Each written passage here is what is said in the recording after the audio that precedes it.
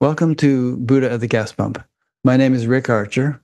Buddha at the Gas Pump is an ongoing series of conversations with spiritually awakening people. We've done over 700 of them now, and if this is new to you and you'd like to check out the previous ones, go to batgap.com, BATGAP, and look under the past interviews menu. This program is made possible through the support of appreciative listeners and viewers. So if you appreciate it and would like to help support it, please, there's PayPal buttons on every page of the website that explain what you can do. All right, we'll get started. My guest today is Vivi Jokila, and she lives in Finland.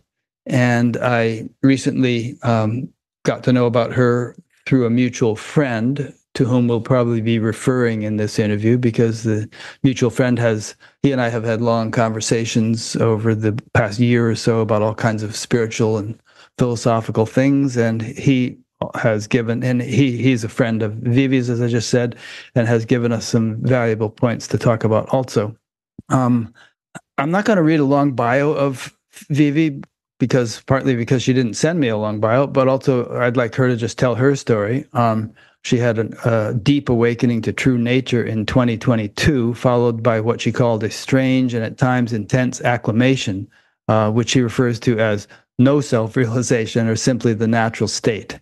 And she hasn't really been a spiritual teacher yet, but I think she's kind of shifting into that. And she communicates a direct approach to realization grounded on experiential insight on the aspects of awakening, and invites you to inquire into and recognize the awe-striking, immediate, inherently awake radiance of your own being and of all being.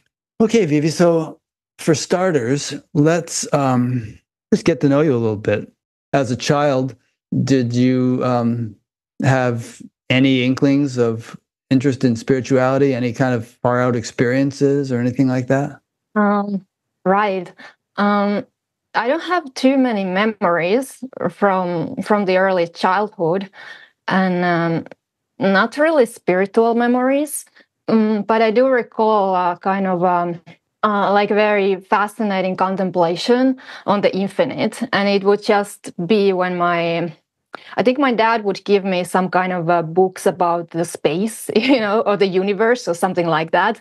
And I would just be reading, oh, the universe is infinite. It just never ends. It doesn't have any borders or something like that. And then I would just start to feel into that. And it would just take me into this kind of just total state of like wow, or just some kind of cessation. And my mind would just be very immersed into that. So that's nice. Something like that, but it wasn't really an experience. It was more like a contemplation. Yeah. Well, contemplations can evoke experiences. I mean, I used to, lie and look at the stars when I was a kid, or my parents would take me to the planetarium in New York for my birthday, and I'd have. I still love space. My background images on my computer screen are all pictures of galaxies that rotate every 5 or 10 minutes. I love it. Puts things in perspective, Yeah. So when did you first reach, or when did you first sort of consciously and intentionally get interested in spirituality? Like, you saw an autobiography of a yogi on a bookshelf or something, that first woke you up to the possibility that there is such a thing. Well, I think actually something like suffering, because I started to suffer kind of intensely already at the early age, not in the early childhood, but somewhere, I don't really know exactly what age, but there's looking back at it, there started to happen some kind of like alienation from that direct experience. And for me, that was really painful.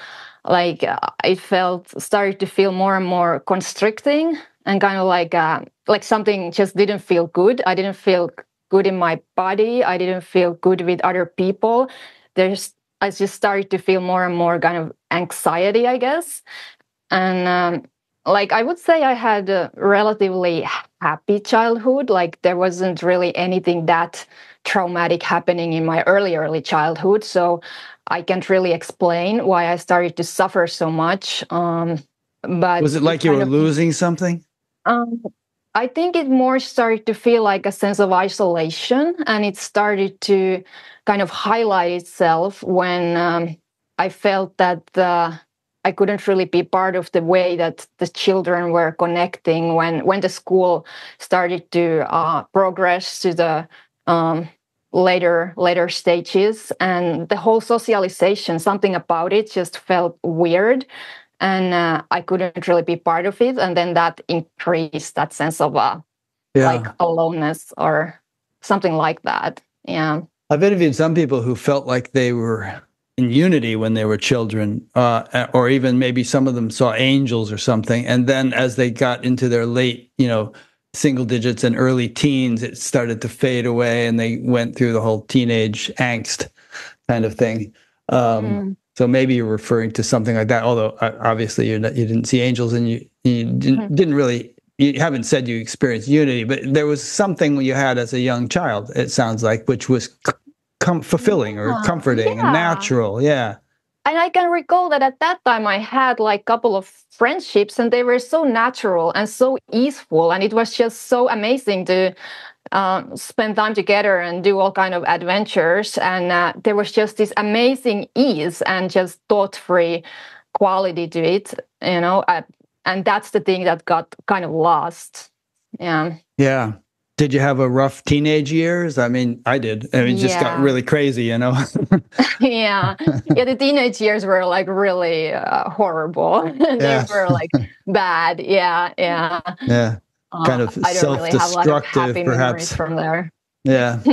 So it kind of just all really intensified. And then somewhere when I was about, I don't know, 19, I guess, I ended up having a car accident. And I had that car accident after a really, really kind of bad day when I would reach again that type of suicidal thoughts and desire, like wanting to die, and having a kind of very weird fight with my boyfriend at the time, and then I would just end up walking straight in front of a car, and a car would hit me.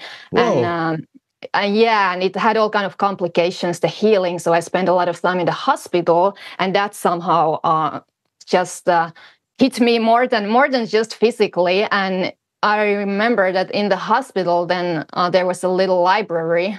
And in the library, there was a little book about yoga, just a tiny little thing about some sort of wisdom of the Oriental, nothing too complicated.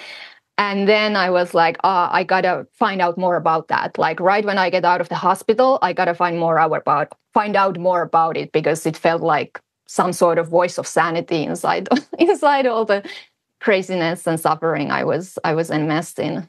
That's great. Huh. Wow, that's quite a story. Yeah, people say that, and I had something like that too, where I just first heard some little mention of this kind of thing, enlightenment. It was like a little light bulb went off. Whoa, that sounds important. You got to check it out. Yes. Yeah. So what did you do? Start learning yoga? Yes. What happened then, that the first kind of yoga school that I found and I got enrolled with, that ended up turning into a 10 years of journey. And it wasn't really like a normal yoga school. So it was the kind of spiritual organization that I would, after I left it, I would find out that it was like a cult, like a really, really it's a cult that actually at the moment it's in international court charged about human trafficking and rapes. Yikes. And so like all kind of heavy abuse happened there. And it was a weird mixture of many elements, like kind of Patanjali's yoga, Hatha yoga, and neo-tantra and classical tantra, and a lot of new age stuff and a lot of Christian stuff. So yeah. So, and I don't need to go to the details of it. No, we don't have to. But yeah, it was a 10 years of journey, and it kind of just, got me deeper and deeper and deeper into layers of conditioning. And it's almost a miracle that I got out, but somehow then that happened. Like around the age of 30, I kind of left that behind. Yeah. Unfortunately, it didn't disillusion you because you continued on in your spiritual quest. Yeah. Yes. I mean, obviously you did. So you didn't decide, okay, the whole thing is garbage, I'm not going to go in that direction. You found something else. Yeah, actually, like right after I left, I had a very powerful Kundalini awakening. Mm-hmm. And that's actually the first time that I ever directly had this type of non dual opening. And then it made such a big contrast to that whole 10 years of nonsense that I had just been through, which was all about conceptualization, all about just increasing levels of identity fixation. And this what I experienced when this non-dual opening happened. It was so radically different than anything that I've ever experienced, and at the same time it was so familiar, and it was so clear that this is what I've always been longing for. But it was energetically very powerful experience also, so it was kind of hard to make sense of it. But because I don't know, it charged me with so much like freedom that it was so easy to leave kind of the past behind me and just follow that inwards. Did you feel that your participation in the yoga school for 10 years had somehow contributed to the Kundalini awakening, or was it unrelated? I wouldn't say so. So the Kundalini happening just happened out of the blue, huh? You just had a Kundalini awakening. I mean, I did have this orientation all my life, I would say, but I didn't really understand what any of these things are, like awakening or enlightenment. But the orientation had been there, even it was very vague and weak at that time. And I mean, that's what kind of pulled me into that yoga school in the first place. So maybe that did something. I don't know. I mean, you were doing a lot of yoga, I guess, and some kind of meditation or something. Yeah, a lot of yoga, a lot of meditation, but very kind of progressive practice. Like that's what's the approach that that organization was teaching. It was a very progressive path and like a lot of effort and a lot of this type of really like tense effort. And this was so different because it was very clear that it was very like free, you know, it was very spontaneous, and it just didn't fit to that kind of willful striving. It had a very different quality, you know, had a very different fluidity to it, that energy that's always been awake inside of me, always from that moment. And it's like 11 years now. And it never really left me. That it was a very powerful impulse. You know, I could never really forget it. Even it was a kind of opening. Like, it was a unity consciousness and all of that. And but it closed, of course, because it was just an experience. But I don't know. It brought me here, wherever I'm now, whatever this is. You remember Adyashanti's story about how he was doing all this intense practice and it was like really pushing himself. And at a certain point, he was on some retreat and he got to the point where he thought he was just going to go crazy if he kept pushing himself. So he left and he went home and he just had this attitude of giving up. And then boom, he had the big awakening, you know, his first big awakening. So, you know, when I hear something like that, I think, all right, well, all that progressive effort stuff, probably contributed to what ended up happening, but the giving up was necessary. You know, leaving it was necessary in order for the awakening to happen. Mm-hmm. Yeah, I love that story. Yeah. Okay. So, as I understand it, you went through a lot of maybe purification after this Kundalini awakening. There was a kind of a house cleaning that took place and some very kind of difficult adjustments. Is that you said intense acclamation to what had happened? Yeah. Or was that was more that was 2020? Awakening that was like 2 years ago. Later on. But okay, I'm sorry. Yeah, all in all, I can't really separate the awakening from this whole process of 11 years journey that it's been. So it didn't just come out of nowhere. Right. So yeah, like a lot of purification that would start quite immediately after I had that initial opening experience. Mm-hmm. It had a kind of honeymoon after that, like amazing, like amazing flow and amazing inspiration. And then when that kind of started to cool down, then this like terrifying just kind of nothingness started to like shine in the experience. And I would just turn away from it. That was like the instinctual reaction. and then it kind of like depression, like a lot of depression started to surface really, really intensely, and I would have kind of really low periods of depression that were again then followed by another kind of flow of energy moving through the system, kind of more inspiration, more bliss energy, and then it would again drop, and there would be again in a period of just kind of suddenly like really intense voidness and resistance, tremendous resistance to feel the voidness, because everything inside of me just wanted to go towards the the energetic radiance or whatever it was, that kundalini energy, but it was kind of pulling me all the time to the void, and I did everything I could not to go there. I mean, looking back at it, at that time, it didn't feel like that. It was all just happening. I didn't have that type of self-reflection. The attention was more on the surface level of experience, but now I can see what was happening underneath, something like that. It's hard to explain. So what would be your explanation or your understanding of why you went through these cycles after your Kundalini awakening? Why wasn't it just smooth sailing? Why did you have to go through these dark periods? Well, there was all that 10 years of kind of traumatic experiences that I had behind me in that organization that I was part of. And also the suffering from my childhood that was like still completely unprocessed, because all the practice that I had done so far had only been repressing it and pushing it down and trying to get somewhere. So after the Kundalini awakening happened, it's like the repression didn't really work anymore. So all of that started to surface, but I didn't really have tools, like somatic tools, to be in the physical experience, to be really present and to digest emotions. I didn't really have any tools, and I still didn't really understand what awakening is. And so I think that's what made it a little bit challenging, that period of my life. Yeah. My sense is that, everybody has a lot of house cleaning that really needs to be done. And a Kundalini awakening like that can really kickstart it, where the energy is flowing and it's hitting all these blocks, and it starts to clear the blocks. And so you have all these emotions.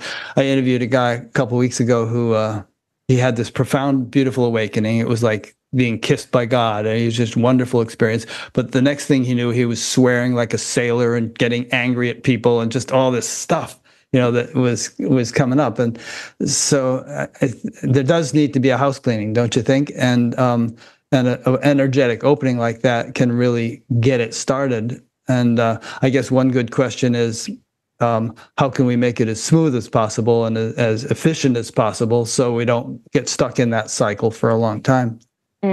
Well, I think what helps a lot for someone who's going through that phase of the journey is to have access to like a really good teacher who could actually clarify what awakening actually is about.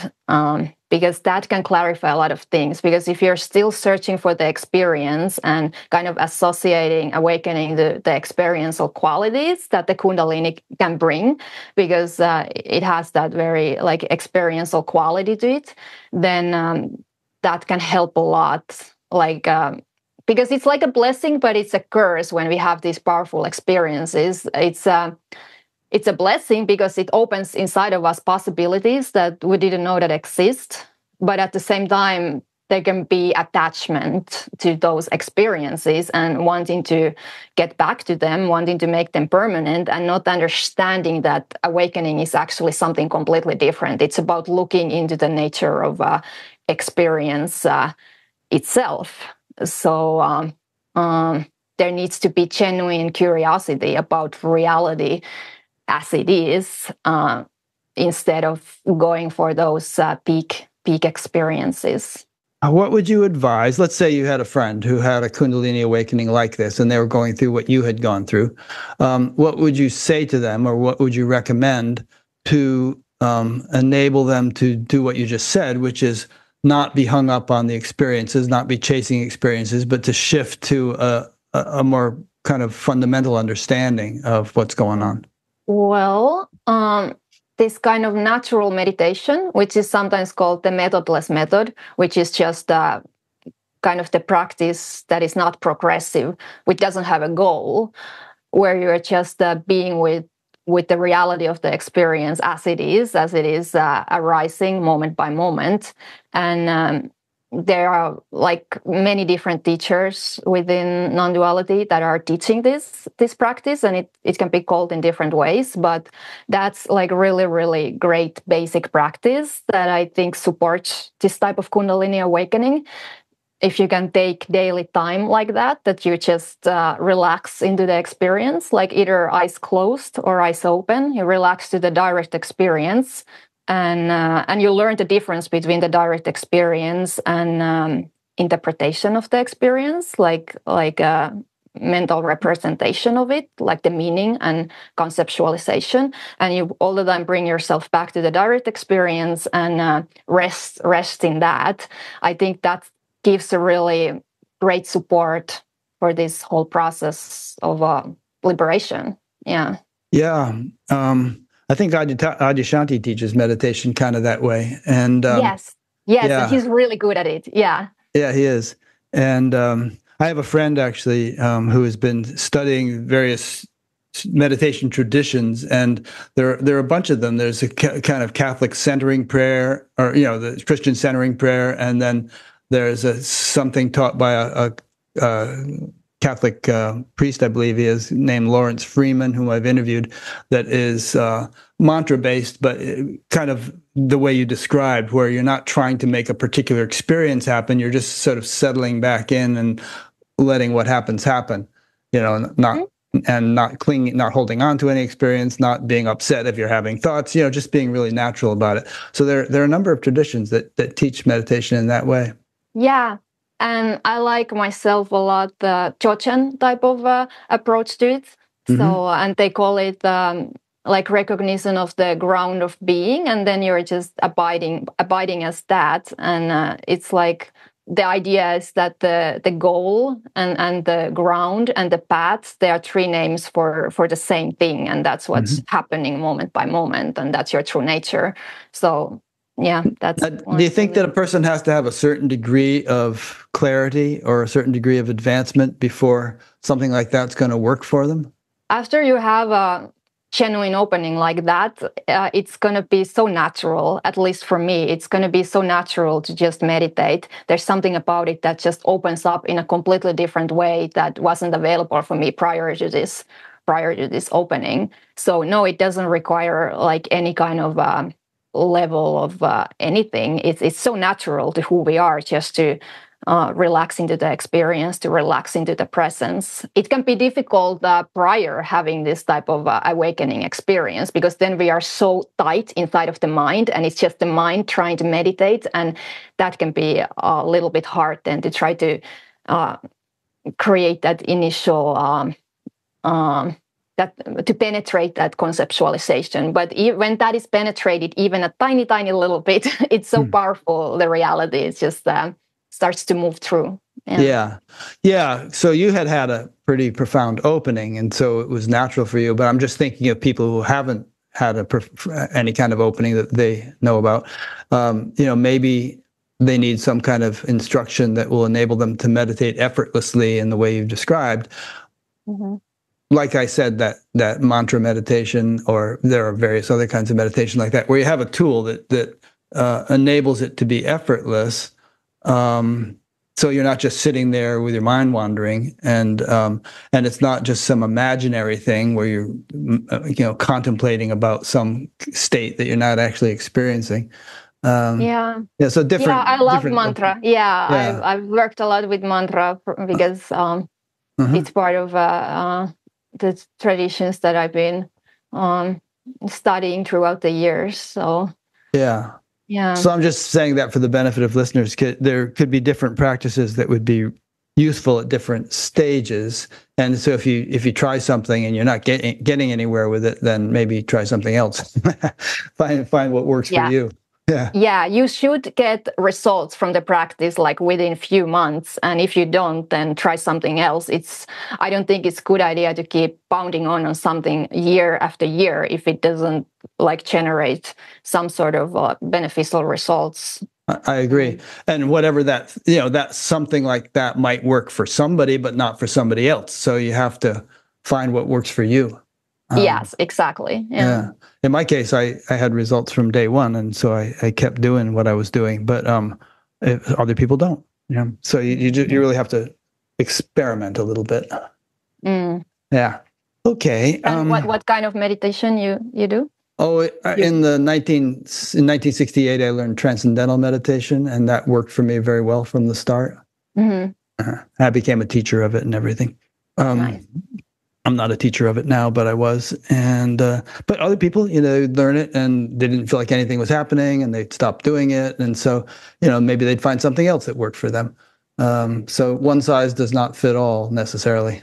Yeah, I agree with that. Yeah, everyone's path is so unique, and I think the right tools they will come to us, because the path is really magical like that. We when we just orient ourselves, and we start to walk the path, we take one step, two steps. The teachers, they will appear in our life, the practices, they will appear, but maybe in an unexpected manner. So it's an amazing journey. I love that point. Yeah, it's like. There's some saying in India, they say, take one step toward God and he'll take 1,000 steps toward you, So you start with, or Jesus said, seek ye first the kingdom of heaven and all else shall be added unto thee. So you just kind of start, and then all kinds of opportunities come along that would never have if you hadn't taken the initial step. Yeah, it's a leap of courage. Yeah. Good. Okay, so let's define our terms a little bit. So, we've mentioned awakening, liberation, self, no self. Let's make sure we're all on the same page with those kinds of terms, like enlightenment, for instance. I mean, do you like that term, or do you feel like it's too misused? I don't like it, because it instantly gives this idea of some sort of superhuman achievement. And but at the same time, there are all these non-dual traditions that kind of talk about it, and it does refer to something that is actually a possibility for, I believe, for everyone, if you're into that. But there are just so much misunderstandings about what it is that kind of makes that term very heavy. Just like God, that also is a term that has like such a amount of baggage in it that, I don't like that one either, the G word or the E word. Yeah. I mean, especially the E word for me. I mean, the G word is okay, but in either case, you have to define your terms. Otherwise, you're just talking past people, because they might have a completely different understanding of the word than you do. And so the word's not helpful. But I think enlightenment, generally, at least the way these like perennial traditions are talking about it, it refers to liberation. Which, again, I don't see it as some sort of state that someone achieves, because that's exactly how the self is hearing the teaching, and it imagines the liberation or enlightenment. It's going to be something it will get to experience if it manages to get all the way there. And it's always something other than what's happening right now from the perspective of self, from the perspective of the seeking mechanism. It's always going to be something that is not quite this, not quite right now. Something needs to be a little bit different. Something is not fully complete here. And, and even there's a truth in that. It's just being misinterpreted, this whole impulse of seeking that we there's that saying, you can get a donkey to walk by fixing up a pole so that a carrot dangles in front of him, and he keeps following the dangling carrot, but he never catches up with it. Something like that. So actually it is kind of fun, because the self is attracted to this whole game of enlightenment like that it thinks it's going to get something out of it. So it has a kind of a purpose also like that. So that's what motivates it. So it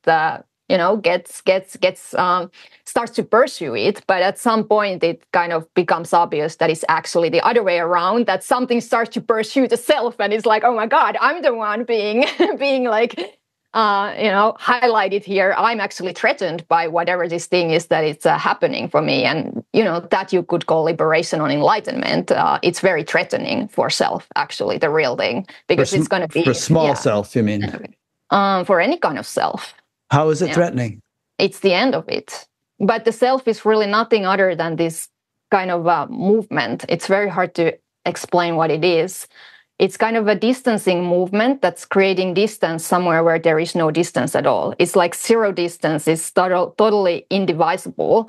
And that's the reality for everyone already, every moment. But kind of like superimposed on top of that, there is this, what I call the experience of self, which creates this whole interior world of subjectivity and an exterior world of objectivity. And because that's what the self is, it comes with something that is other than itself. So it's like a whole paradigm. It's not just like self, but it's everything that it's in relation with, that it's not the self. But there's all the time this primary reality, which is what we are, what everything is, and it's by its nature awake.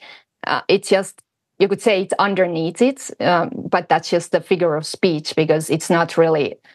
It's closer than close. It's closer than your than your breath. It's so intimately what you are, and the self is a kind of a intermediary that's somehow in between. But the self is a very complicated phenomenon because it can take so many forms, right? It can take the form of a very egoic sense of self, which is very contracted, very conceptualized. Very fragmented, and then the self can also take more kind of boundless form, more transparent form, which is more unified and which feels a lot more authentic than the constructed sense of self. But it's still a kind of intermediary that it's there. So that's the way I understand it, or at least one way of trying to put it in words. It's kind of hard to say what it is, but when it's not there, then there is just this... amazing immediacy. It's so unfiltered. So we're defining terms here a little bit. And so, I'm sure you're aware that a lot of times in the spiritual literature, they have self with a capital S and self with the lowercase s. And the lowercase s is supposed to be just the individuality that everybody feels they have. And then the capital S is supposed to be Brahman or Atman, universal awareness.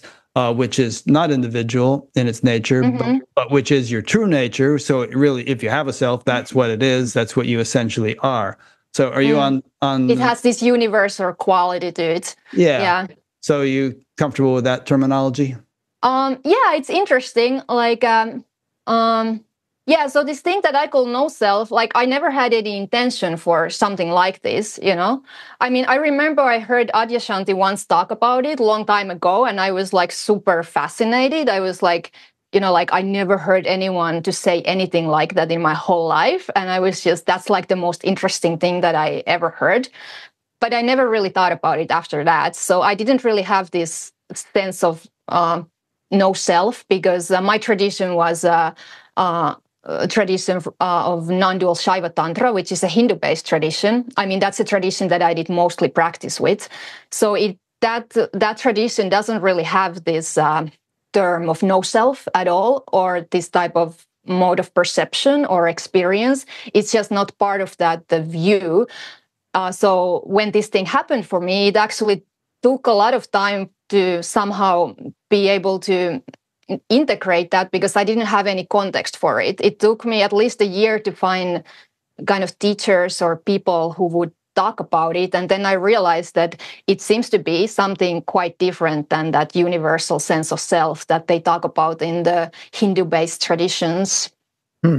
Yeah, I did a whole interview with Adyashanti and Susanna Marie about the loss of a sense of personal self. And I don't know if you've seen that one, but did you see that? Yes, and that was one of the first videos that I saw that was like so helpful. And that was about a year into this thing. It was so helpful because they were talking about it in a very practical manner. And I got a lot of practical pointers from it. Great. Okay. Frankly, when I hear this, I try to square it with my personal experience. And I was talking to our mutual friend about this yesterday, and he and I sort of agreed about the way we experience it. And I wanted to bounce this off you. And what we were saying is that there's kind of a multidimensionality to life where on one level, nothing's happening, and it's impersonal, and it's total silence, and all that. And then on other levels, it's more active, and then on a certain level, you kind of have a self. I mean, if you bang your shin into the coffee table, ow, that hurts. There seems to be some pain here. It's not some guy in China experiencing it. It's this here. some sense of me. It doesn't like this. Yeah. And in your own life, you've been going through things, and dealing with sort of psychological development issues and all kinds of stuff like that, which we'll talk about more as we go along. And so that to me seems like the personal dimension, which is, not, which most people view as the entirety of their life, the entirety of their experience. And like an iceberg, all they see is the tip of the iceberg above water. And someone like yourself has opened up to the rest of the iceberg that is not ordinarily seen, and that's their main orientation, is the 90% of the iceberg that most people don't see. But still, there is the tip. You have a tip above water just like everybody else does. It's just that you have the whole iceberg. Right. Yeah, that's a great metaphor. I love it, and that's a really good point. I actually don't experience like that, but that's how it can kind of feel when we first have that very personal experience of ourselves, like just this persona and individuality, and then we open up to this infinite vastness, like we could call this transcendental dimension or impersonal dimension, and it can feel that it's just this infinitely more vast and deep reality that is more fundamental to what we are, and then the kind of personality is still there, but it seems not so significant compared to this, which is much more kind of foundational. But how I actually experience, and that's not even the right word to use, but it's because it kind of feels like there is not really even experience anymore. That the personal and the impersonal they are literally not two. So I can kind of feel everything very personally, but that very personal and intimate experiencing is by its nature totally impersonal and universal, but at the same time it's very personal.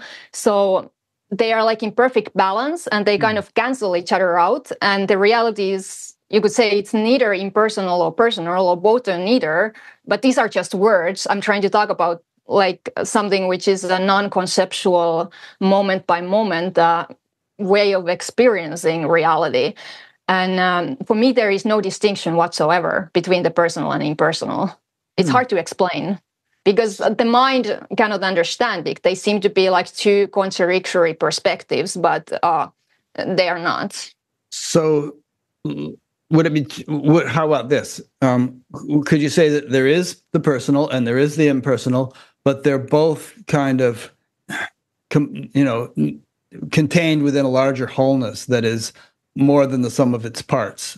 It's just one indivisible whole. Right. Yeah, it's just one seamless whole. And it has those two aspects, and it has many, many, many aspects that appear to be two, you could say complementary aspects, but they are not two. And that's why I think they came up with this term non-duality, because that's what it means. It's not two, but it's not like oneness, because I wouldn't say that it's one. It's just this paradox. It's this amazing paradox that there are all these apparent opposites that somehow are not opposites. I don't know. No, that's really good. There's a saying in the Brahma Sutras, which is Brahman is the eater of everything. And Brahman meaning the totality. So all the apparent diversities are subsumed within the totality. And when they describe Vedanta when they describe Brahman in Advaita Vedanta, for instance, they enumerate its attributes, existence, consciousness, bliss, some inherent quality of Maya, all these different things that are supposedly contained within this wholeness, but they're not like individual parts that are sort of all in a basket. It's just like it's all the wholeness, but you can kind of like, it's like the blind man and the elephant. You can sort of feel different qualities of it, so to speak, I guess, depending on where you're coming from. But I think it's a kind of misunderstanding, like when we have these powerful openings to the impersonal, dimension of being, which is again so infinitely vast, if we then take that to be more true or more real than the type of kind of relative human experience, which is personal in a way. Even there's not a person there. I don't experience like myself as a person, but there is that you could call dimension of being. And in my experience, they need to come to a perfect balance, like the relative and absolute, the human experience and the infinite, the personal and impersonal, the individual and universal. And when they do that, then they kind of collapse into each other, and that's like the dance. And that's really nice. There was a couple of essays you sent me, and I highlighted some of the things. One was, you said, this relates to what you were just saying, one of the classical pitfalls on the path is premature transcendence. The immaculate nature of pure awareness transcends the body-mind condition, and it may at times feel like most of our psychological issues have magically evaporated, or they simply no longer feel problematic. This type of liberating disintegration could be called waking up from life, and it can feel quite peaceful. But I think what you're saying there is that there's a kind of a hiding out in the transcendence that's taking place, where you haven't included the totality of the personal, like you were just saying, it's personal and impersonal, one big totality with both aspects. And, it's like people are trying to sort of hang out in the transcendent and avoid the personal qualities. Is that kind of related to what you were just saying? The paragraph I read? It becomes a position. Yeah. And whenever we have a position, if we are attached to that position, if we are deriving our identity from that position, then we have a fixation. And awakening in how the way I understand it, that's like its quality is exactly that it doesn't fixate. It doesn't have any view or perspective or position that is like the one and only and true. It just doesn't have that. It can accommodate a position or view or position for a moment if it's necessarily, but it can also drop it instantly when it's not necessarily. So it's very free like that. That's what non-fixating quality is. That's the quality of freedom. There's no need to be, forever transcendent and forever unborn and undying. If there's another moment when it requires that you embody a very experience in a very kind of particular and specific way so that it can fully assimilate, for example, and then you have to let go of that position of vastness, but you don't really let it go, because the vastness, you can find it also like right at the core of any particular sensation. It's made of the vastness, so that's the magic of it. It's good. It's amazing that English is not your first language, because you express these concepts very well in English. I imagine Finnish is your first language, right? Oh, I'm glad to hear that. Yeah. It's easier to me in English than in Finnish, because Finnish tends to be a very concrete language. It's not made for these kinds of ideas. Yeah. Yeah, subtle stuff. Yeah. So what you were just saying, do you actually find that even with things like political disagreements, or Gaza and Israel, or the political parties in Finland or whatever, if you talk to friends about these things, your orientation that you've just described to us enables you to kind of see both sides more easily? I have a broader perspective that includes all these more polarized perspectives? Kind of. Like, I'm not really political person myself, so I haven't really been in that type of situation where I would be discussing political views. But I've had other type of situations in my life where there are conflicting perspectives, in human interactions. And that's the interesting part, that I can kind of feel all of it simultaneously. And it's sometimes very hard for me to hold my position, because the empathy can be so strong sometimes, and I can't control it. So, and I can kind of sense how each perspective arises, but it's just, it's always limited, because it's just one way of seeing things. And perspective, it's always going to be some sort of conceptualization. And if there's any tendency to kind of try to understand or try to hold on to anything, try to know anything, then that can be frustrating. But if you just relax into that kind of baseless nature of reality, that nothing can really be known, and you can never really know what anything is, that's just the essence of it. But it's actually amazing, kind of freedom in that, because it's we want to know things because we want to feel safe. That's basically the mechanism. Certainty, around. Yeah, it creates a false sense of safety. It doesn't really fulfill us, but that's what we are kind of trying to do when we try to find an explanation for something, or that can make us feel safe. That now we understand what's happening here. We understand what reality is. It can feel very insecure to feel that groundless, baseless nature of reality, that actually, like, we can't know what anything is. We can only feel how everything is just kind of spontaneously happening. Yeah. Yeah, no, that's good. I mean, it has very practical implications, because these days there's so many conflicts around the world where people are dug in to a particular position and they can't communicate with each other anymore. It's gotten worse with all the social media and everything. And I think that if the kind of orientation that you're expressing became more common, it would just neutralize a lot of this polarity. It would dissolve a lot of these conflicts. It's really probably ultimately the key to world peace is, people being able to appreciate differences, from a perspective of wholeness, and not just feel like their particular viewpoint is the only one and everybody else is wrong. Exactly. And I would say that's maturity.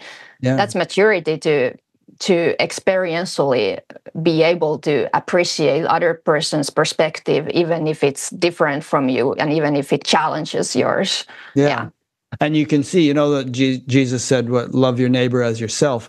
I mean, it's like, I thought another way of interpreting that is, your neighbor is yourself on some deep level. And so if you could love your neighbor in that sense, that we are actually one person fundamentally, one being fundamentally, then, the differences are irrelevant. They get harmonized in the unity of the ground of being.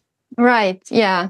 It's so interconnected. Like, it's this one fluid and empty and dynamic core rising, like what's happening all the time. So when we kind of step into a situation from that undivided place, yeah, I believe so. Yeah, there's a possibility for like genuine meeting. Of course, it's going to be challenging if the other person is coming from a place of division, and then.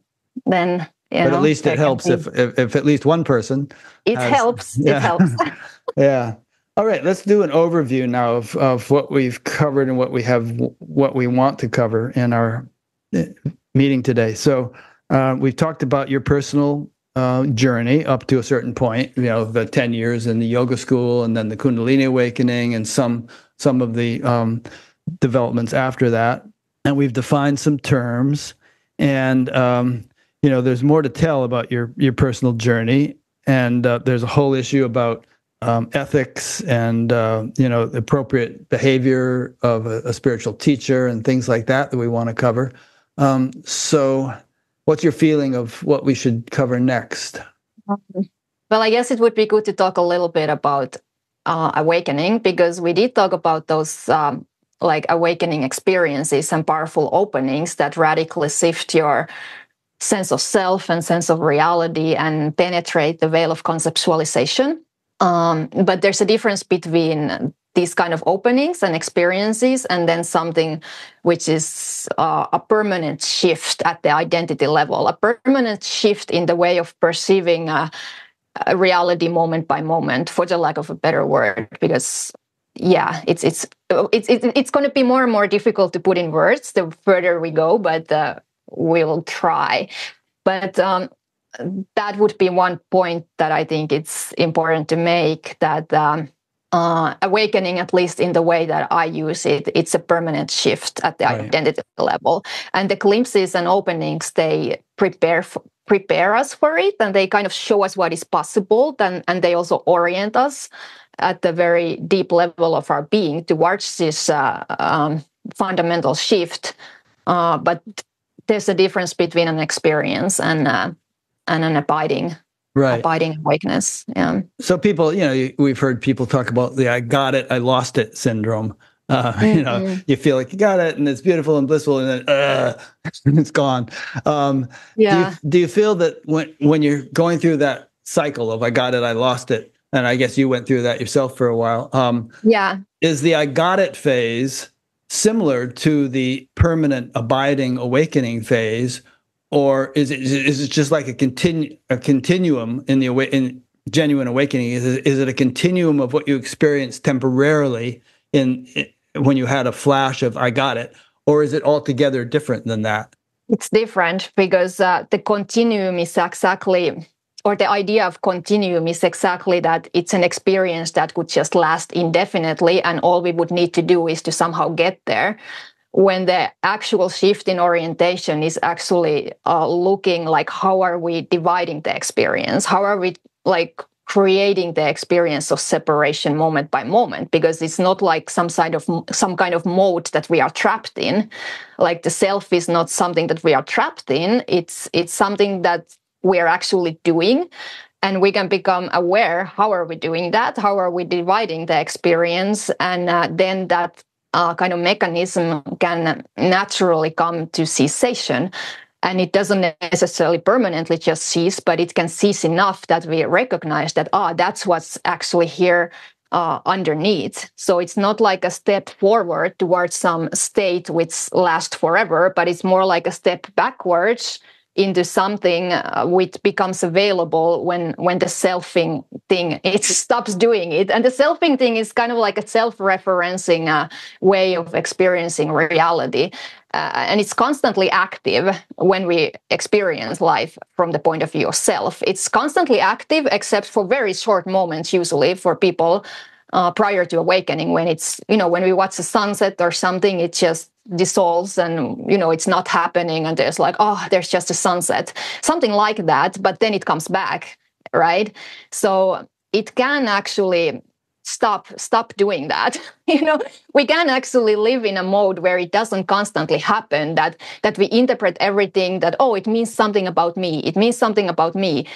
Everything that I'm seeing, everything that I'm hearing, other people, how they are acting, what they are saying, it's this constant reference that, it means, how does that relate to me?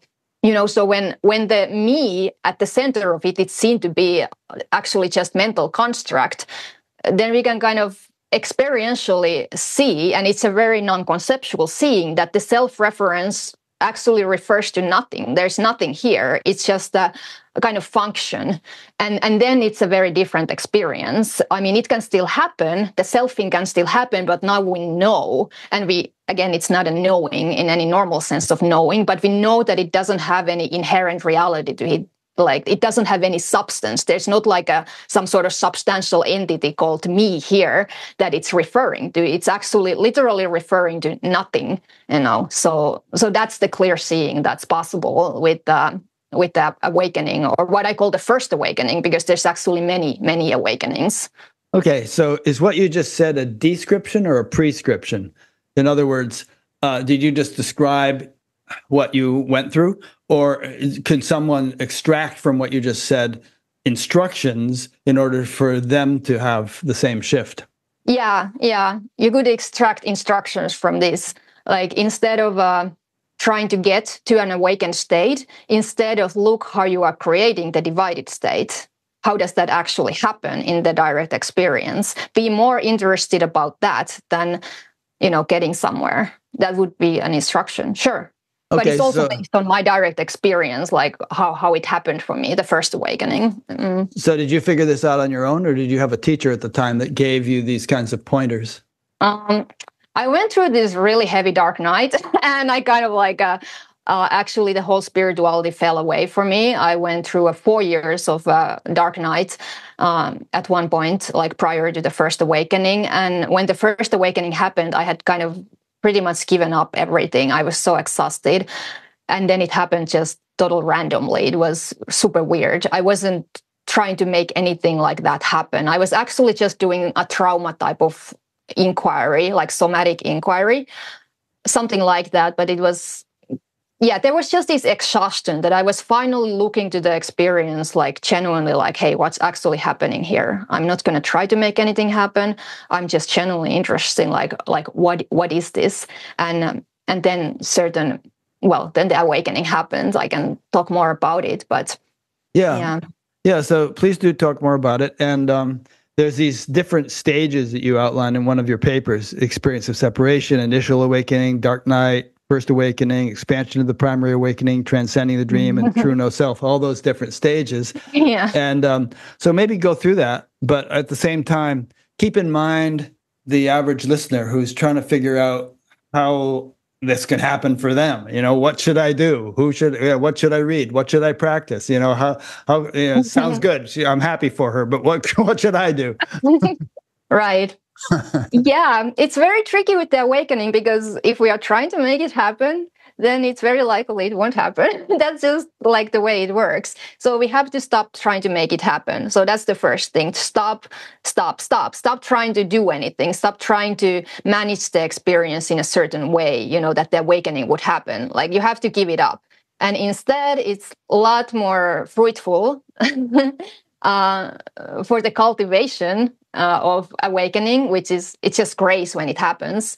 But if we want to orient towards it, what's really beneficial is a kind of curiosity, but genuine curiosity. And they call it beginner's mind in many non-dual traditions. And it's surprisingly simple thing, and it's surprisingly easy to last, and it never, ever, ever stops being relevant on this path, ever.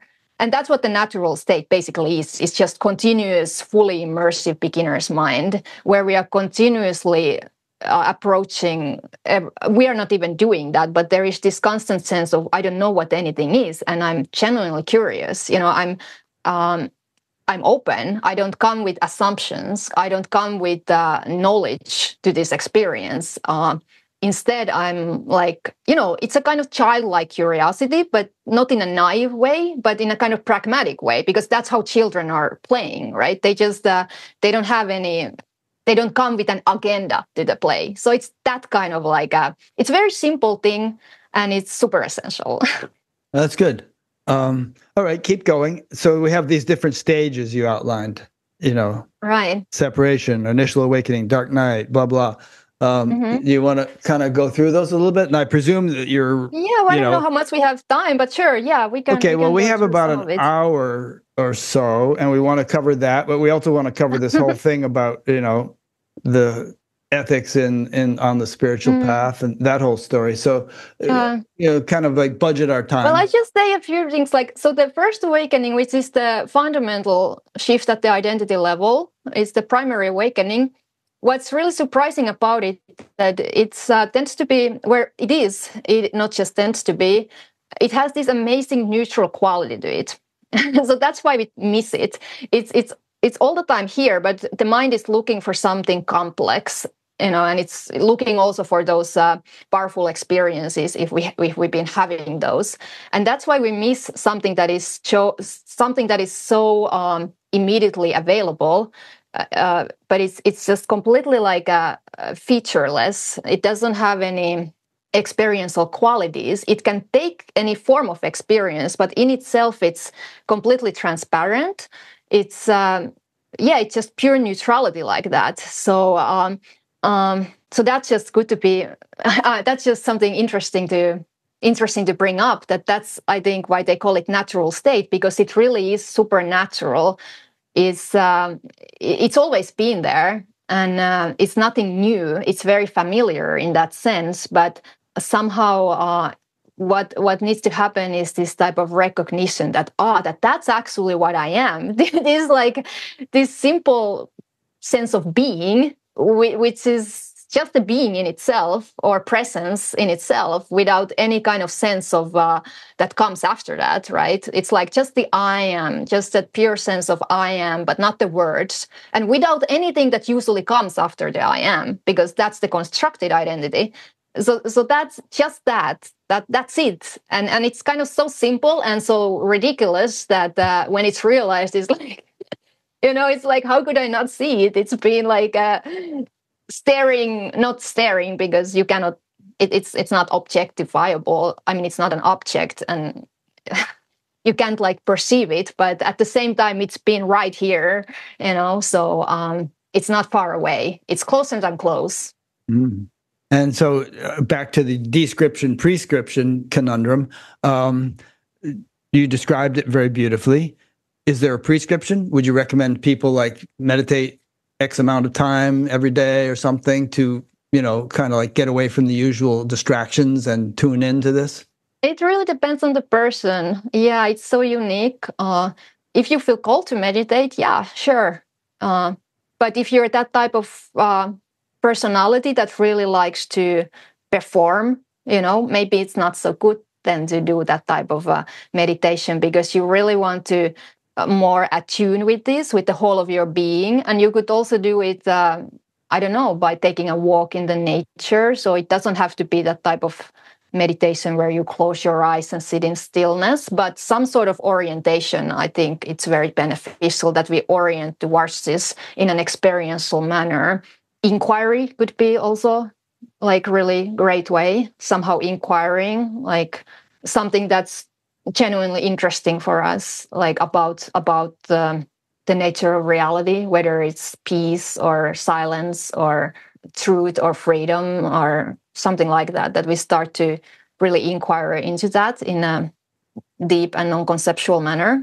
So maybe it's like what we said earlier, which is, have the motivation, and opportunities and possibilities will present themselves, and you experiment, you see what works.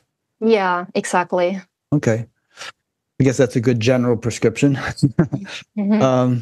Because this is a general audience. I mean, there could be 100 different things that people could do at different times.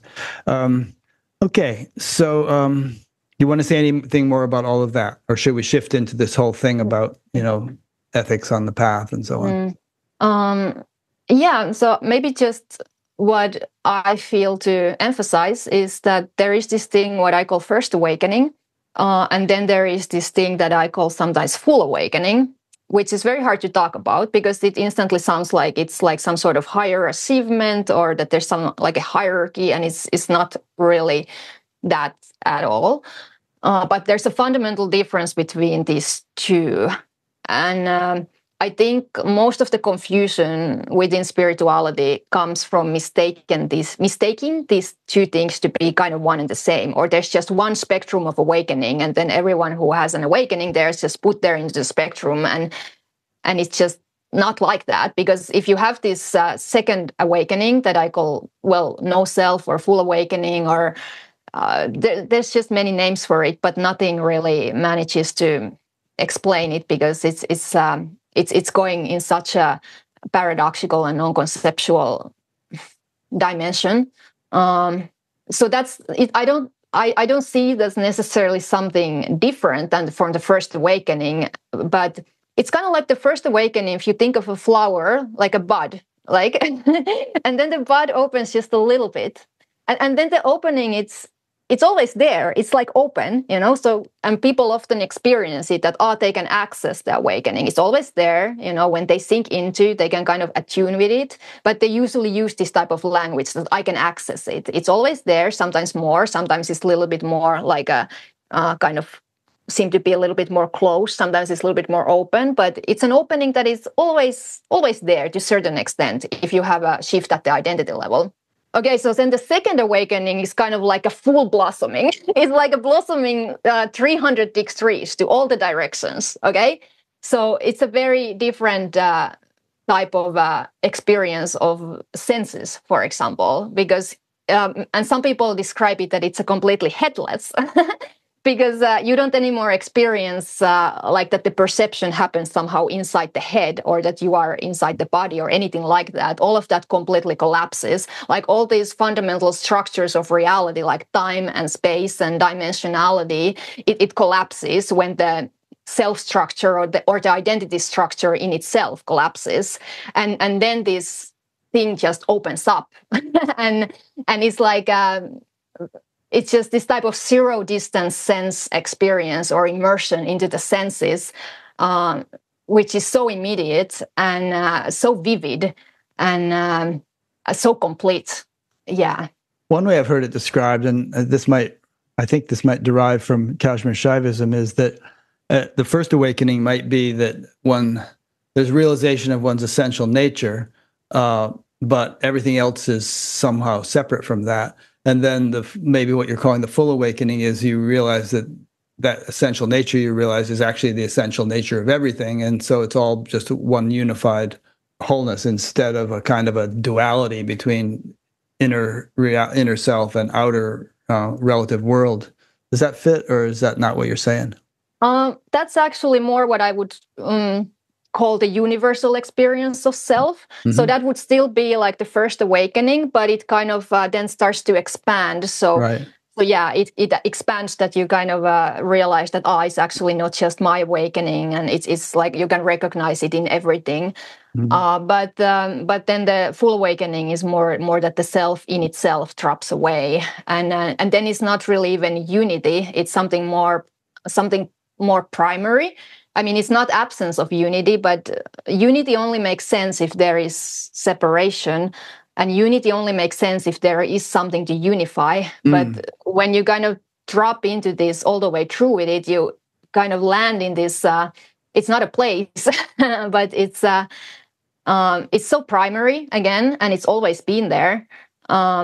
It's not one, it's not two, it's not many. It's very hard to say what it is, but it's completely uncompounded. It's completely seamless.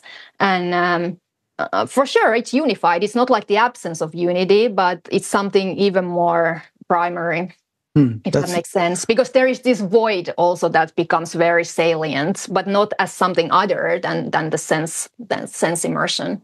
That's very well put. I won't try to embellish it. I'm not capable of embellishing it. That's good. Okay. Now, some people take issue with this no self business. I've interviewed a woman named Jessica Nathanson, or Jessica Eve, and there's another woman in Germany that's been talking a lot with Tim Freke about this. And they've run into a lot of people who are sort of into Neo-Advaita, and who had been having it drilled into their heads that you don't exist and there's no self and no person and all that stuff. And it's kind of messed them up. It's caused people to lose incentive, or, to become disinterested in their family and their job and things like that. And even to become depressed and suicidal. So maybe you could distinguish that from what you're talking about here. Yeah. I'm not so familiar with Neo-Advaita. But I did go to this type of radical non-duality meeting not too long ago. I was just curious what it is. And then there was this teacher, and first I was super excited because he was talking about the no I am, and though he was using the same language as me, and I was just excited. And then he was describing this type of death, and it was like, it felt like going to deep sleep with eyes open, and I was like, yes, that's exactly it. And I was crying. It was just touching me so deeply because I could. I don't often get to talk with someone who has experienced that type of death, But then he was just like, the response was this total emotionless ghost, like, yeah, no one cares. There's no one here. And everyone would look at me like, why is this person crying? And, and I was like, so apparently emotions were not part of this radical non-duality or whatever. And the further this teacher was speaking, it's just something about it. I don't understand what happened there. But first of all, it's a very rigid position, it feels like. And it doesn't feel that it's very like fluid, because there's not like actual dialogue that happened, that they always say the same things, when you try to speak with them. And something about it, it's just doesn't feel quite right to me. It doesn't feel very embodied, that no self. Maybe there is a genuine death there, I don't know, who am I to tell? But if that death is not followed by a rebirth, it's not really it's kind of like you climb to the mountaintop and then you just stay there, but that's not really enlightenment. You need to, come all the way down back to the humanness, and that's the downwards movement of liberation, and that needs to happen. And that's not something that's going to happen overnight. It's going to be a lifelong journey of embodiment. That's the way I see it. Yeah, that's good. Let's talk a little bit more about embodiment, because that Neo-Advaita perspective has become kind of popular, and it does seem to be a life negating kind of philosophy. Um, Mm. and I mean, I had a friend who went and visited a Neo-Advaita teacher in England for a while, and then he went to see another friend, and the other friend said, "What's going on with you? You seem kind of nihilistic. You know, there's some kind of disinterest in life that has crept into you." And Yeah. and what you're just saying here is, you come down off the mountaintop, which reminds me of the 10 Zen ox herding pictures, where in the last one, the guy is coming into town laughing, riding the ox, and coming in to be with the people and, share what he's found. So what do you, this whole idea of lifelong integration, that fascinates me, because I often say and think that there is no end. It's not like, everybody is continually, we're all works in progress. Saint Teresa of Avila said it appears that God himself is on the journey. Um, so the whole universe is continuing to evolve, including all beings, regardless of their level of spiritual development. And so maybe elaborate on that a little bit. And I mean, and the fact that rather than in some way this causing one to lose interest in life or lose interest in family or whatever, has it been your experience that this has made life more sumptuous, more enjoyable? Yeah, those are really good questions. I think it's a pitfall, to get kind of stuck in the transcendent position or stuck in the void, something like that. And I've had like my moments of that as well. After I had the big release, there was the first 1 year, I would say it was very transcendental. But for me, there was a lot of this energetic intimacy also because the Kundalini was so salient for me throughout this whole journey.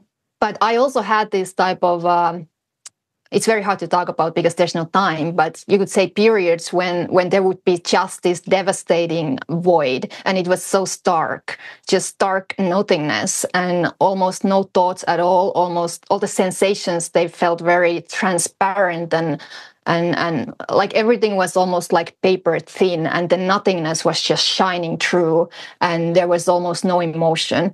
But for me, those moments, they didn't really last usually long, so it kind of like balanced itself. But there was a kind of terror that came with it, and it was exactly that. Like it felt like the humanness was completely gone. It was completely like I couldn't feel anything. But it was only terrifying because the mind started to react to that. So yeah, I don't know. I think I don't know what would make one kind of fixate there. Like what would make someone like stay there and fixate there like years and years and years? Because I think it has a natural momentum, and at least for me, it just kind of pulled me into itself, kind of naturally, like this whole embodied experience. And it has an amazing way of doing it. It's very intelligent the way it happens. Like it's not like the mind rational kind of intelligence, but life just orchestrates everything in a way that like life is really inseparable from the realization, like inseparable. Yeah. And well, let me ask you this. Do you feel like as the days, weeks, months, years go by now, your life keeps getting richer? Your emotions, your love, your perception of the world seems to become more refined or beautiful, or there's just kind of a continual enhancement of your life by virtue of the integration of this true nature into your relative expression. Yeah. I mean, for me, this is so fulfilling. Like it's everything I could have ever wanted, but it's not really wantable because there is this death, and there is this dissolution of kind of soul and all of that, and dissolution of reality, kind of extinction of reality. So it comes with a price. And but for me, it's just so worth it. It's so worth it. And life is not what I once thought it was. Relationships are not what I once thought they were. Like nothing is what I once thought it was, but it's much. I don't want to say better. It's not better, but this is real. This is reality. This is actual reality. And for me, it's been a tremendous relief. It's such a deep homecoming. It's such a deep homecoming. But I don't want to advertise it like, oh, this is like the fulfillment of everyone's dreams, because it may not be that. I don't think this is necessarily something that everyone wants. And there's no specialness about this. It's really nothing special. And I don't see it like that. I know it's available if you want that, but it's good to be aware, like what you actually want. So it comes with a price. That's all I'm saying. I mean, it may not be what everyone wants on the near horizon, but it might be ultimately what everyone wants. You know? Yeah, I would agree with that. Yeah. And it does sound better in the sense that you wouldn't trade your current life for your life 20 years ago. It's better now. Yeah, it has these challenges, like functionality has been maybe one of the main challenges, and also going through a lot of healing, like having this background with the trauma. So there's a lot of healing that actually becomes only possible after the realization, because it's all of that's just so it just surfaces, and that's the nature of realization, that it just nothing can be hidden. So it has that type of illuminating quality, which is also intensity. Right. That's why I like the word radiance, because it has that quality of illumination, but also radiance. It's warmth, it's kind of like a redemptive love, almost, I want to say, like what it makes possible is, for me, at least, this type of healing. It's like healing beyond healing, when you are able to meet all the trauma and all these places, residues of suffering and pain that the body is carrying, if that's even the word for it. So that's when that is like released in this space, which is so amazing, because it's so intimate and it's so unconditional, and it has the capacity to just assimilate anything without leaving a trace. And it's so intact. It's like wholeness beyond wholeness. It's intactness beyond intactness. And no matter how amount of shattering you've been through, like how broken the psyche has been, it all just kind of melts into this wholeness, which is indestructible. It's like indestructible foundation. I mean, what else? Nice. What else could anyone really want? Yeah. It sounds like the ultimate healing mechanism. Yeah. A question came in from my friend Chitra Polanski in California, who is one of our volunteers that proofreads transcripts. She said that Ramana Maharshi said, when you realize the Supreme Self, the world vanishes. Did the world vanish when you realized that? Yeah. I love that quote, and the way that I remember it is that the world and the I and God all arise together. So when the I sense is gone, also God and world are gone. And then, I don't know, you could call this Godhead, I guess, like Meister Eckhart was creating this term, like which I think it is this experience that there's, when even the God disappears, Yeah. Which means it's just resolved back into such an unmanifest level that there's no relative expression, right? Is that correct? It's not unmanifest or manifest. It's just something. There's no relationship. So that's the thing with the God. How people usually experience it, even if it's from the point of view of kind of unity, that there is a kind of relationship. But when the self falls away, that's why it feels, how it actually feels like is that God falls away if you've been having that type of relationship, if you are that type of person who has a relationship with God. So it actually doesn't feel like that self falls away. It feels like God disappeared, because there's not anymore any kind of relationship possible. And in the tantric tradition that I've been practicing, it's not God, but goddess. So you can have that type of very beautiful relationship with the deity like that, which is based on like identification. So it's not something other than you, but yet you can have that relationship, and that's just not going to be possible at some point. But there's it's its own beauty in it. that becomes then available. Sri Ramakrishna said, would you rather be sugar or taste sugar? You can have a choice, maybe. and maybe you can even go back and forth. Actually, I think he's described in his own experience that sometimes in fact, Shankara said the intellect imagines duality for the sake of devotion. So there could be the tasting sugar periods and then the being sugar periods. Yeah, there is devotion, but it's not like it's different because there's not that type of it's just that something that kind of arises from the depth of being or something like that. And it's kind of like a deep orientation in life, but it's not really devotion towards anything because there is, no that type of, well, like I said, relationship. Yeah. No separation. Yeah. So it's, and, there was this guy named Adi Da. He was a spiritual teacher. He's dead now. And I had a conversation with an old friend of mine who's a student of someone who had been a student of Adi Da. And he had a profound awakening, no doubt about it. And he had all this, he glowed in the dark, he was just brilliant and charismatic and eloquent and radiated a lot of Shakti and so on. But then he developed this really abnormal obsession with sex and drugs and all kinds of, he had multiple wives and he was sleeping with other guys' wives and all this stuff. And there's a lady I interviewed named Joan Shivarpita Harrigan who has written some books about Kundalini Vidya. And she describes something known as a deflected rising, where the Kundalini rises, but then doesn't rise all the way up to Makara point, to its home where it can rest, but gets deflected off on some channel.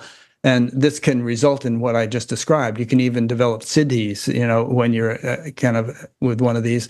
But then you're heading for a fall because it's not a full awakening and it's unstable, and it can sort of magnify certain unhealthy aspects of your personality. You can become megalomaniac, or a sex addict or things like that. Yeah, that's fascinating. The relationship with Kundalini, and it makes sense that's what has happened there. Kundalini, it's a very, very, it's the most powerful energy in the universe, and it's a very explosive energy, and it's very unpredictable like that. So, and no one can control her. Right. And so somehow it has to be, if there are teachings and practices, Joan's tradition offers them, where it can be directed properly. So it doesn't go off on side channels, or if it has gone off on a side channel, it can sort of be re-guided back into the proper channel and reach its culmination without, causing all these problems. Yeah, when I had the final awakening, it was like there was just this upsurge, like it was like from the heart, this upsurge, it just exploded, all the way like that. And after that, it's just like, it was so slow. It was almost like deadly slow, but it was just like descend all the way down to the earth, and then it was just like complete. That was kind of non-conceptually how it felt like. It just came to my mind now when you were describing that. Yeah, sounds good. And so that just might be one explanation of why so many teachers get into trouble. And I also think this is a quote I've used a million times, that Padmasambhava, the Buddhist sage, said something like, although my awareness is as vast as the sky, my attention to karma is as fine as a grain of barley flour. In other words, he's really kind of an enlightened dude, but he has to be, he's still very careful about his behavior. There has to be some, Yeah, because Kundalini amplifies everything. So whatever is kind of whatever we haven't looked in ourselves, in our psychology, it's going to amplify that. So that's why doing all this psychological and trauma work is like really beneficial in case something like this would happen, because it kind of prepares the ground. The more unified the psyche is, the more prepared it is to kind of contain this type of experience. But again, my experience was that the psyche shattered, was very rude awakening like that. But Yeah. Yeah. Well, that's an interesting But point. still, like everything has to be faced. Like I had to face everything, like all these psychological kind of issues that I hadn't fully looked at. It's so merciless like that. It's just like, and it's a grace that it does that. But I don't know. Did you get In some any? cases, it can just amplify them, and maybe a person can get even possessed by these like unresolved samskaras or psychic tendencies. Maybe. Yeah, I think you're really right. I mean, that's what happened to this guy. Adi Da. He was just like became a sex maniac and stuff like that. Yeah. Although his followers don't see it that way. They had some whole interpretation about his divine status and higher than Jesus and Buddha and all this stuff, and therefore everything he did was cosmic. But anyway, I shouldn't pick on him so much. In your own case, have you gotten any help with all this psychological processing, or have you done it on your own pretty much? I've done on my own, but I feel the kind of trauma that my system is processing is a relational trauma, like attachment trauma. So that can really only come to resolution in interaction. Mm-hmm. So in relations with people, or what? Yeah, just like friendships are really good, like any kind of genuine connection, authentic connection, sharing, all of that has been very helpful. That's kind of like I have quite a few good friends, so I'm lucky with that. Mm-hmm. Not many, but and then I've done some therapeutic sessions also, like more focused on this stuff, and that's been really beneficial as well. Yeah. Oh, good. Okay, so let me see. Yeah, so we've kind of covered this. Well, there's a whole spiritual bypassing concept which relates to all this, and you've mentioned excusing abusive behavior by using non-dual language. And this is interesting. And using an absolute perspective to dismiss the dynamics of the relative. That's a useful phrase right there.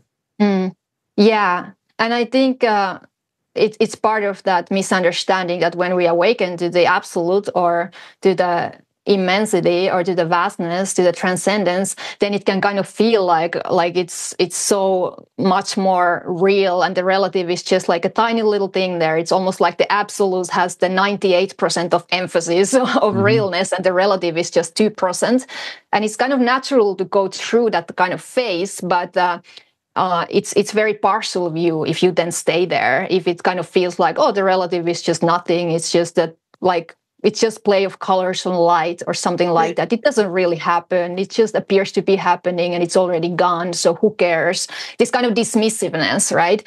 And it's not part of genuine realization where this thing really come into this amazing balance, like the relative and the absolute, like they just meet each other and they kind of collapse into each other. So there's no need ever to dismiss the relative experience or its flavor, its qualities. There's never no need to dismiss pain, because realization doesn't mean the end of pain. You can totally experience pain after realization. It's not going to be suffering in that type of sense that we are used to think about suffering, but there can even be some forms of suffering after the realization, kind of universal forms of suffering, but there's no need to dismiss that just because you have awakened to the absolute. It's not some sort of escape away from here. It's not meant to be used like that. It's the identity that is trying to use it like that when that is happening. Use it as a position, use it as a safe kind of way to keep yourself apart from this human experience. Yeah, it's interesting what you just said, that these people who sort of feel like, whoa, the absolute is 98% of my experience, and the 2% relative is like, it's my play toy, it hardly exists. And I had a spiritual teacher who was very disdainful of human laws that governments would establish. He felt like the ends justify the means. And, if I want to, ship money from this country to that country, and the government is interfering, they're stupid. They make these dumb laws, and so I'll just have my disciples take cash in suitcases. And so, some friends of mine ended up in jail in Spain for doing that. But there's this sort of dismissal of the mores or laws or rules of human society, because he felt he was above all that. And I imagine he's not the only example of that. Right. And there can also be this, if you haven't really fully encountered the suffering in yourself, like really, really fully, and the root of the suffering and all of that, you can't really have compassion and empathy in other people. So there can be this premature transcendence. And then when people around you are suffering, then there can be this dismissive attitude. It's like, why are you suffering? Why don't you just, I don't know, like rest in your true being or something like that? And in my experience, that just cannot arise if you genuinely know what suffering is. And at least it's, to me, it has been the biggest teacher. I can't really separate the realization from it. It's been an amazing teacher, and it still is. And like I have like a lot of respect for anyone who's genuinely turning towards the pain and the suffering. I think that's something that's could be called the work of liberation, which is not a state. It's that attitude of turning towards anything that doesn't feel free, anything that is in pain. And there's something really gone wrong if we use awakening, to hold us apart from that, or look down upon that in some manner. Yeah, what comes to mind as you say that is that compassion should be a symptom of spiritual attainment. And, if a teacher is compassionate toward his students and not sort of using them as play toys or as, means of gratifying his own desires, which denotes lack of compassion, terrible lack of compassion. So, and I think compassion would go along with a full development of the heart. Yeah, I agree with all of that. Yeah, there's something kind of like scary about it when you meet this lack of empathy in another human being, especially if it's a teacher who's teaching these things, and then in their private life, they don't really embody like the essence of the teachings. For me, there was just something like kind of shocking about it. Well, some development yet to undergo. And, and I don't think either of us is trying to say that, we are better than these people that we're talking about. Because, as we used to have this humor comedy troupe in the U.S. called the Firesign Theater, and one of their albums was "We're All Bozos on This Bus," and there, but for the grace of God, go I. But I think it would perhaps a good kind of teaching point here is that everybody should be on their toes and be introspective with regard to their own behavior, and never rationalize inappropriate behavior with some kind of spiritual mumbo jumbo. Because it seems like it's so many people have screwed up, and it could happen to anybody. Yeah, it could happen to anybody, and yeah. Now, here's a good point you made. The contradictory nature of the experience. Oh, I'm sorry, you were about to say something. No, I lost the track of my thought. Go ahead. Oh, okay. The contradictory nature of the experience when there are many authentic elements with practices and teachings, which mixed with disturbing aspects in the teacher's behavior when having these types of abusive experiences. It's not black and white. It makes it challenging to process. And so I could say that too. I mean, I derive so much from that teacher that I alluded to, totally saved my life, changed my life, still benefits my life. But then there were these disturbing elements, which didn't quite fit. And so you have to it isn't black and white. You don't want to throw the baby out with the bathwater, as the saying goes, but you have to kind of discriminate and say, no, this good aspect over here doesn't justify this bad aspect over here. Yeah. It's challenging to process because, the ambivalence is always challenging for the mind who wants to understand and wants to have an explanation, and it can't understand that many kind of dimensions can kind of simultaneously be happening and real. So that's why the mind kind of always just lets go in the end. Like, it can't be understood. Reality is just what it is, and there is this inherent completeness to everything, even in challenging situations and difficult situations to process, and part of that healing is letting go of that need to understand. In my experience, you have to let it go completely. The hope for an answer, the hope for that type of resolution, and then something much more real can start to blossom. Yeah, that's good advice. I don't completely take it myself, unfortunately. I keep like rehashing certain lines of thought, thinking, this doesn't make sense. How could somebody who is so bright and so inspiring and all be behaving like that? What does he think? No, I do that also, of course. Yeah. It's like, what does he think when he goes to his room at night and it's quiet and he thinks, what am I doing? Is there any self-reflection there? Anyway, it is perplexing, but it's a good thing with all things, I think, to try to have a broad perspective and not polarize yourself, not say, oh, all the Republicans are bad and all the Democrats are good or whatever. You can still vote one way or the other, but there's so much polarization these days. And I think what you were saying earlier about the kind of the vast container that harmonizes differences is an important lesson for us all. Yeah, I think that's, again, also maturity, to be able to sense these nuances in situations, and tend to not to resort this type of polarizing because it's very dividing.